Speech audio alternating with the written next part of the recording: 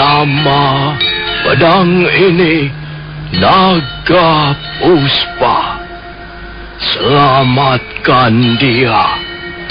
Jangan sampai jatuh ke tangan pendekar berwatak jahat.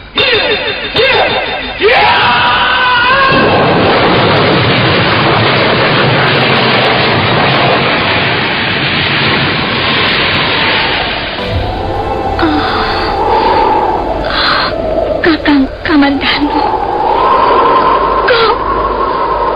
kau masih juga tidak percaya bahwa aku mencintaimu. Mesin, maafkan aku, Mesin. Mesin. Mesin!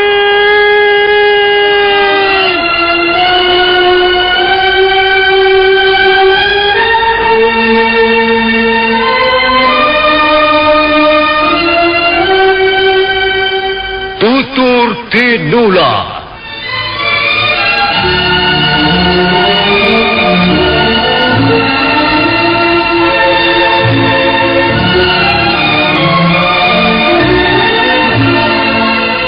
Sebuah sandiwara radio serial, produksi Sanggar Cerita dan teater Sanggar Prativi. Sebuah kisah dengan latar belakang sejarah runtuhnya Singasari dan berdirinya Kerajaan Majapahit.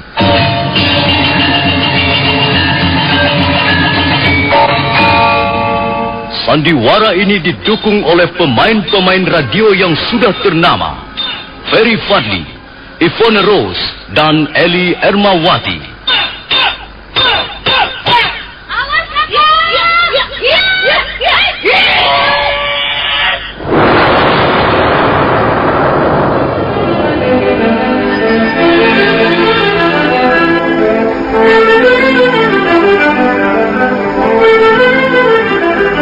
Naskah disusun dan diolah oleh S. Tijab.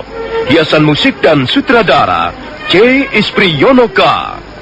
Kali ini mengetengahkan episode ke-8 dengan judul Angkara Murka Merajalela.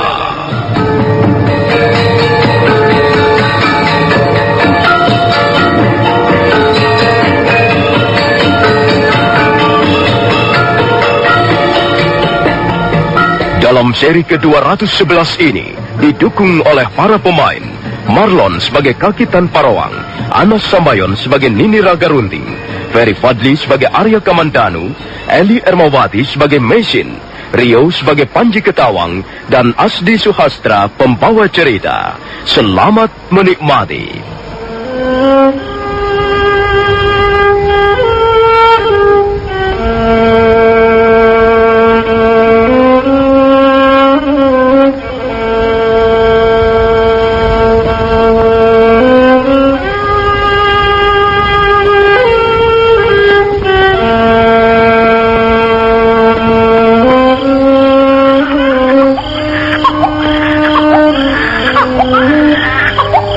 Akhirnya, tepat tengah malam, tanggal 1 bulan Palguno, tahun Saka 1214, Mesin melahirkan anaknya yang pertama.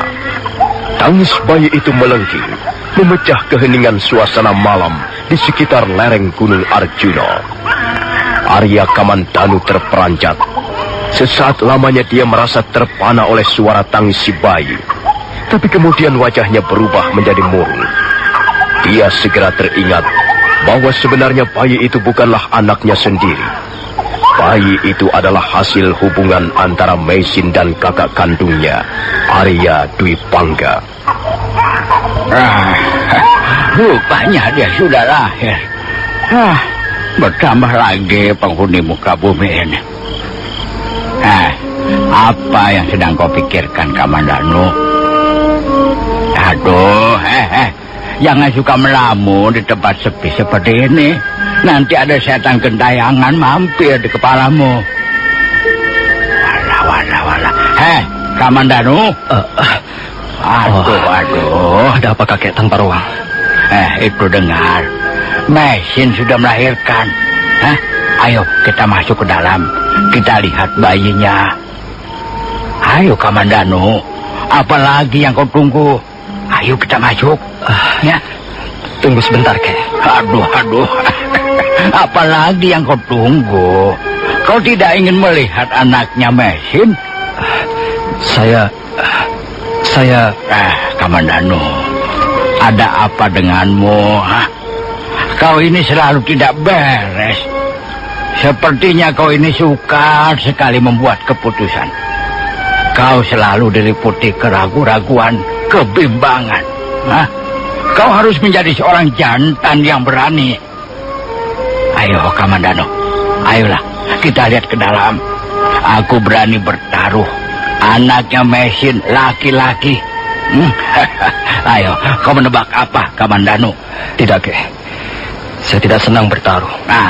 Kalau begitu, ayo cepat kita masuk ke dalam. Kita lihat apakah keadaan ibunya sehat. Demikian juga bayinya. Ayo. Sebentar, Kek. Saya belum bisa melihatnya sekarang. Waduh. Kau ini brengsek. Apa alasanmu tidak mau segera melihat anaknya Mesin apa? Saya takut, Kek. Apa? Kok lucu? Takut apa? Si kambing piot itu tidak perlu kau pikirkan. Kalau nanti dia marah, nih, akulah yang akan menghadapinya. Bukan, Kek. Bukan soal itu. Lalu soal apa? Apa yang kau takutkan, Kamandanu? Apa? Ayo. Berterus teranglah padaku. Memang, sebenarnya tidak ada yang perlu saya takutkan. Barangkali saya hanya takut pada bayangan-bayangan saya sendiri, Kek. Kamandanu, orang yang takut pada bayangannya sendiri adalah orang yang paling konyol. Tapi, apa sebenarnya yang telah terjadi di antara kalian? Aku melihat hubunganmu dengan Mesin sepertinya kurang selaras. Seperti sayur kurang garam, seperti raja tanpa mahkota. Memang begitulah, Kek. Apa yang kakek katakan adalah benar belaka. Secara ringkas, kemudian Arya Kamandanu menceritakan perihal hubungannya dengan Mesin, tentang sejarah perkawinannya, terutama sekali tentang kekecewaan-kekecewaan yang telah menimbuni seluruh hidupnya hingga sekarang ini. Jadi rupanya begitu persoalannya. Ya. Tapi Kamandanu, kau harus berjiwa besar, ya. Kau tidak boleh hanya menuruti perasaanmu yang kekanak-kanakan itu. Bagaimanapun juga, sekarang ini Mesin sudah menjadi istrimu. Kau harus bertanggung jawab atas keselamatannya. Ya, kau mengerti apa yang kau maksudkan? Saya mengerti, Kek. Secara akal sehat saya bisa mengerti. Tapi, entahlah. Sulit sekali rasanya menerima ini semua sebagai suatu kenyataan. Itulah Kamandanu. Maka sudah saya katakan, jadilah orang besar. Bukan besar badannya, bukan besar keberaniannya, bukan besar laga dan kesombongannya, tapi besar jiwanya. Nah, kalau kau ingin mempunyai jiwa besar, kau harus berani mengecilkan dirimu. Apa itu artinya? Coba. Yaitu, kau harus berani berkorban untuk orang lain. Jangan hanya memikirkan kepentinganmu sendiri saja. Kau harus berani melihat sudut-sudut kepentingan orang lain juga. Memang, kadangkala rasanya sakit sekali. Dan memang kenyataannya sukar sekali untuk dilaksanakan. Tapi tidak ada jeleknya kan, jika kau terus-menerus mencoba. Yang penting, janganlah menjadi orang konyol. Kalau kau menjadi orang konyol, nasibmu tidak lebih baik dari seekor kerbau. Dia hanya pantas diberi makan rumput, dimandikan, dan setelah tubuhnya menjadi gemuk, dijual ke pasar. Ya sudahlah, jangan ragu-ragu. Ayo, kita masuk ke dalam. Mesin tentu akan sangat gembira melihat kehadiranmu. Ayo.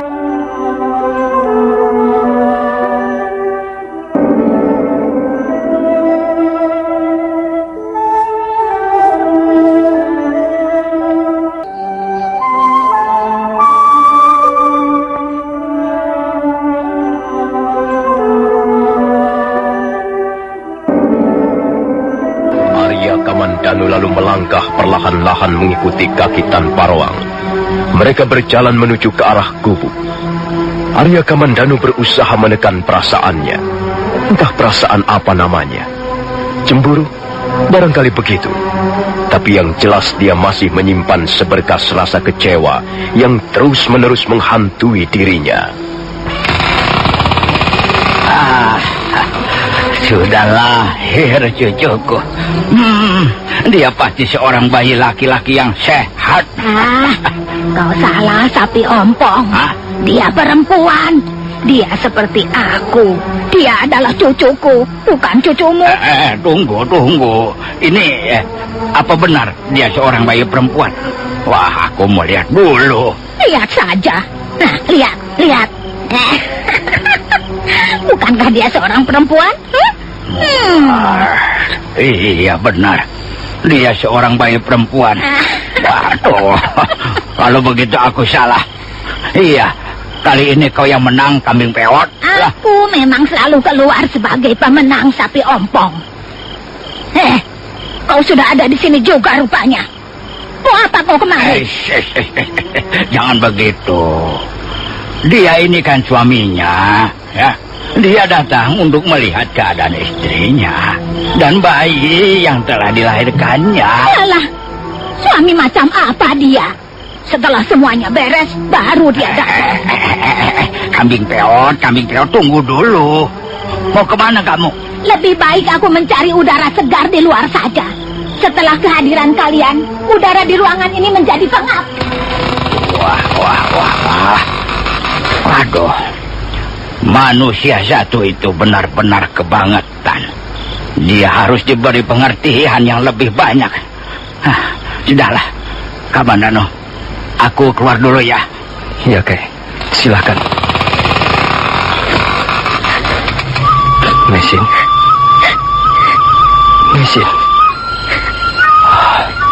Mengapa kau menangis? Aku gembira sekali. Kau telah melahirkan dengan selamat. Dan rupanya bayimu juga tidak kurang suatu apa. Aku sangat bahagia. Kalian berdua telah selamat. Akhirnya, kau kembali juga, Kakang Kamandanu. Iya, aku kembali, Mesin.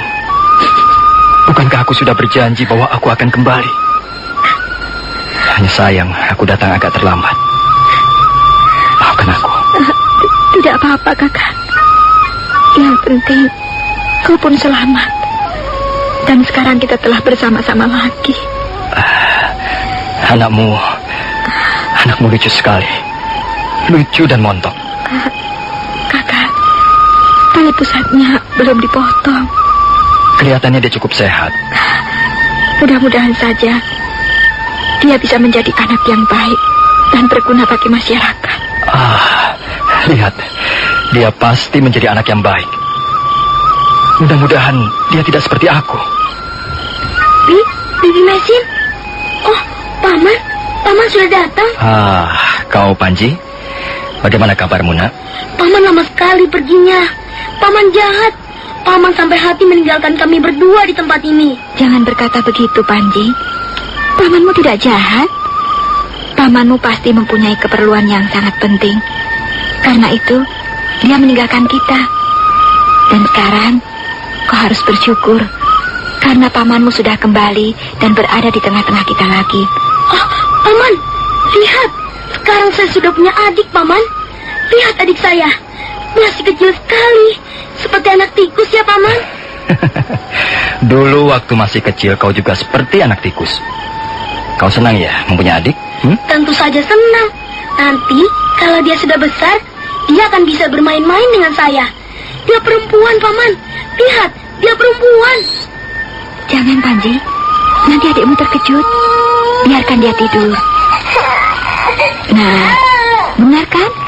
Lihat, adikmu terbangun. Cup ya sayang ya, cup. Diam ya. Jangan nangis ya. Diam ya sayang ya. Arya Kamandanu mendesah perlahan. Ada semacam perasaan sakit menyelinap ke dalam hatinya ketika dia melihat Mesin mengusap-usap dan mendekap bayinya dengan rasa kasih sayang. Mungkin dia iri. Mungkin juga dia cemburu. Dan Arya Kamandanu segera memalingkan wajahnya begitu melihat Meisin menyusui bayinya. Oh, Meisin. Mengapa kau perlihatkan pemandangan yang sangat menyakitkan ini? Aku sangat mencintaimu. Sampai kapanpun, aku akan tetap mencintaimu. Tapi mengapa nasib membuat kita hidup seperti ini? Kau hidup dan berpijak di satu lembah, sementara aku hidup dan berpijak di lembah yang lain. Sekalipun kita hidup satu rumah, kita hanya bisa saling menatap. Meisin, mengapa kau harus melahirkan anak Arya Dwi Pangga? Mengapa kau tidak melahirkan anakku? Mengapa kau tidak melahirkan putra Arya Kamandanu?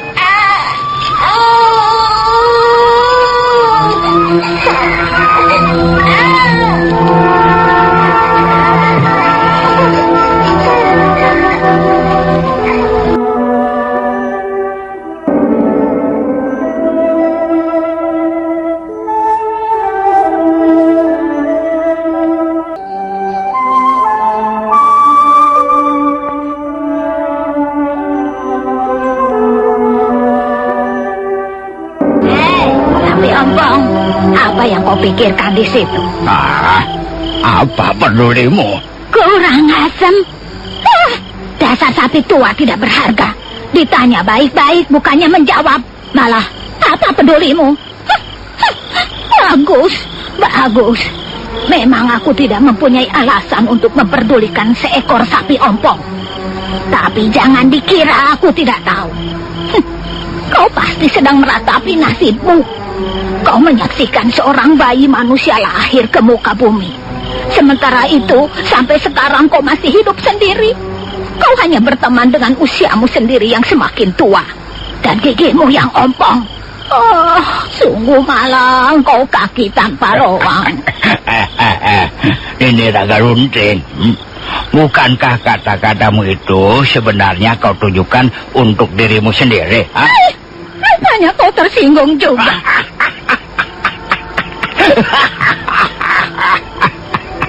Aduh, mengapa aku harus tersinggung? Aku seorang laki-laki. Kalau mau, aku bisa mempunyai anak banyak sekali. Wah, mungkin 40 atau 50 biji. Sedangkan sampai sekarang kau masih belum melahirkan seorang anak pun. Mungkin kau seorang perempuan gabuk. Kurang ajar. Kau itulah yang barangkali mandul, hingga kau tidak berani mengawini seorang wanita. Kaulah itu yang gabuk. Kau seperti padi tidak punya isi. Kau benar yang tidak bagus. Ladangmu tidak subur. Sekalipun dibajak 1000 kali sehari, tetap saja tanamanmu tidak akan tumbuh. Nah itu, mungkin itu sebabnya kau membenci laki-laki. Dan mungkin itulah sebabnya kau selalu marah-marah padaku. Tutup mulutmu, setan tua. Cobalah kau bercermin barang sebentar. Nanti akan kau lihat siapa dirimu sebenarnya. Kau hanyalah sapi tua yang tidak berharga. Hidupmu telah sia-sia. Dan sebentar lagi kau akan mampus dan dikuburkan. Sudahlah, Nini Raga Runting, ya.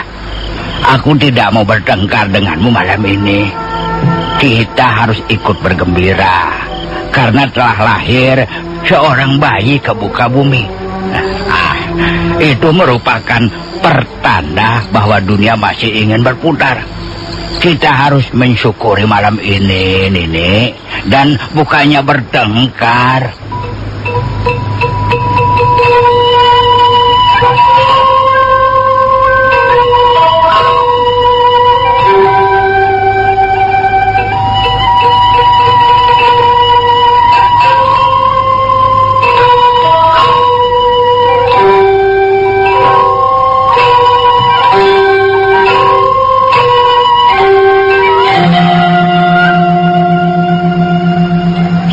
Malam itu adalah malam ketiga setelah Meisin melahirkan. Panji Ketawang sudah tidur. Meisin mengeloni bayinya di atas pembaringan. Sementara itu, Kaki tanpa rawang, Nini Raga Runting dan Arya Kamandanu duduk di dalam gubuk.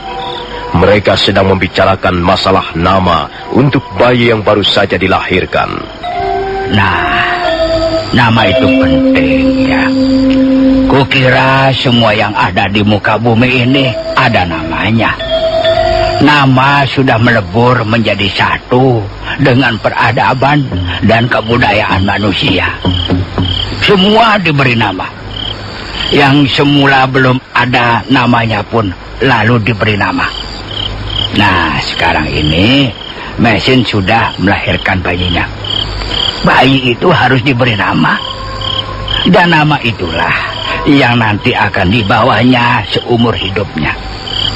Bubur putih dan bubur merah sudah dibuat untuk selamatan. Maka nama pun harus segera diberikan. Nah, ini ada beberapa macam jenis nama yang kita kenal selama ini ya. Pertama disebut Aran. Nah, Aran itu juga nama. Nama untuk benda-benda mati seperti perabot-perabot rumah tangga, perhiasan, dan yang lain-lain lagi. Kedua disebut Tenger. Tenger itu juga nama. Nama untuk benda-benda hidup yang bukan manusia, seperti kuda, lembu, sapi, ataupun burung. Ya. Dan ketiga disebut Asma. Nah, Asma itulah nama untuk manusia. Dan keempat disebut Gelar. Gelar itu asma untuk para raja yang sedang berkuasa. Contoh ya, dulu ketika masih muda dan masih menjadi manusia kebanyakan, dia bernama atau mempunyai asma Ken Arok. Tapi setelah dia menjadi raja besar di Singasari, Ken Arok lalu bergelar Sri Rangga Rajasa Sang Amurwa Bumi. Ya, nah sekarang sedikit banyak kita sudah tahu tentang apakah itu nama. Dan selanjutnya, siapakah yang berhak memberikan nama? Jika ada seorang bayi dilahirkan ke muka bumi ini, siapakah yang mempunyai hak dan kewajiban untuk memberikan asma atau nama untuknya? Saya kira yang berhak dan berkewajiban memberikan nama adalah orang tuanya, Kek. Adapun mengenai anak saya ini, saya kira Kakang Kamandanulah yang paling tepat untuk memberikan nama. Tidak, aku tidak setuju.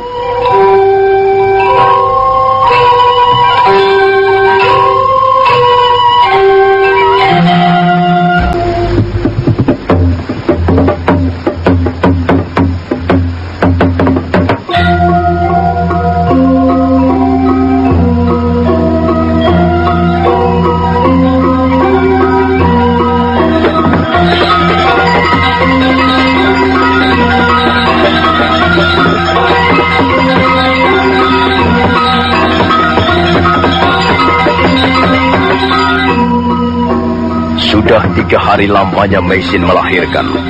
Sekarang mereka sedang berunding di dalam gubuk untuk membicarakan masalah nama bayi itu. Mesin mengusulkan agar Arya Kamandanulah yang memberikan nama untuk bayinya. Tapi Nini Raga Runting dengan tegas menolaknya. Saudara pendengar, bagaimanakah kisah selanjutnya? Nantikan saja lanjutan kisah Tutur Tinular ini dalam seri berikutnya. Sampai jumpa.